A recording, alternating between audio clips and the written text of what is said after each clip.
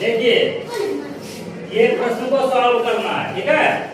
Exam में आएगा, मान लीजिए एक व्यक्ति किसी वस्तु को 120 रुपये में खरीद कर 150 में बेच देता, उसका लाभ प्रतिशत क्या होगा।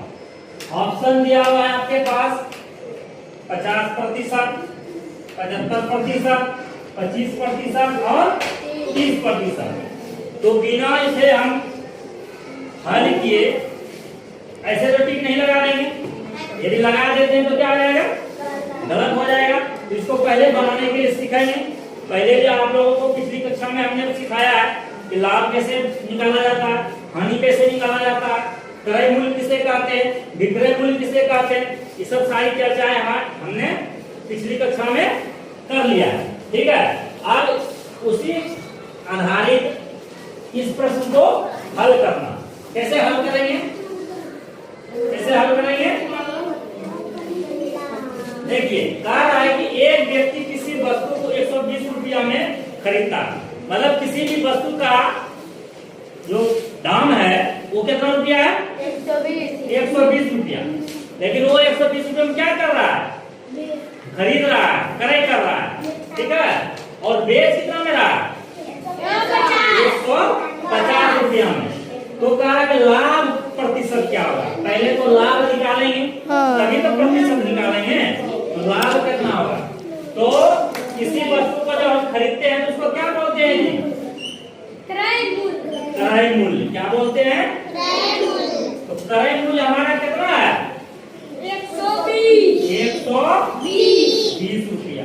और किसी वस्तु को जब हम बेच देते हैं तो उसको हम क्या बोलते हैं, विक्रय मूल्य। क्या बोलते हैं, विक्रय मूल्य।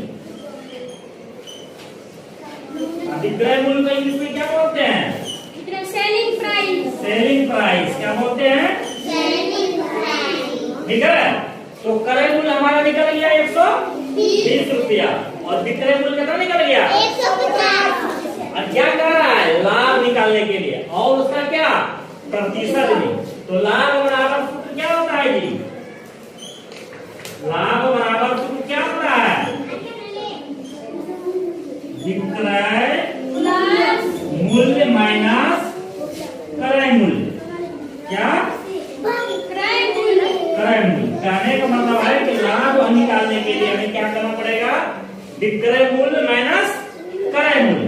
तो आप देखेंगे विक्रय मूल्य, तो विक्रय मूल्य हमारा कितना दिया हुआ है, 150 माइनस क्रय मूल्य का कितना दिया हुआ है, 120।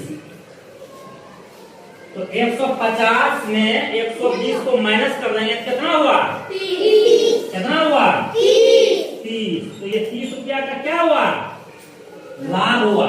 क्या हुआ, लाभ हुआ। 130 रुपया का क्या हुआ हमें, प्रॉफिट। लाभ कितना हुआ, 30 रुपया। मतलब 30 रुपया हमें क्या हुआ, प्रॉफिट। समझा। अब क्या करना है, लाभ प्रतिशत निकालना है। क्या निकालना है, लाभ प्रतिशत। लाभ प्रतिशत निकालने के लिए सूत्र होता है, इसका भी क्या होता है, सूत्र होता है। तो क्या होता है लाभ प्रतिशत का सूत्र, लाभ प्रतिशत बराबर सूत्र होता है, यहाँ नहीं लिखाएगा, इसको मिटा देते, मिटा दें। देखिए लाभ प्रतिशत का सूत्र होता है, लाभ प्रतिशत बराबर क्या होता है, लाभ गुना 100 बटा क्रय मूल्य। क्या होता है,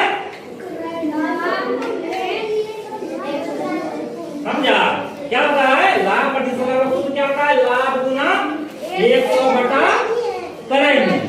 अब बताइए, हम जो मिटा दिए उसमें लाभ कितना निकला था, 30 रुपया। कितना निकला था, 30।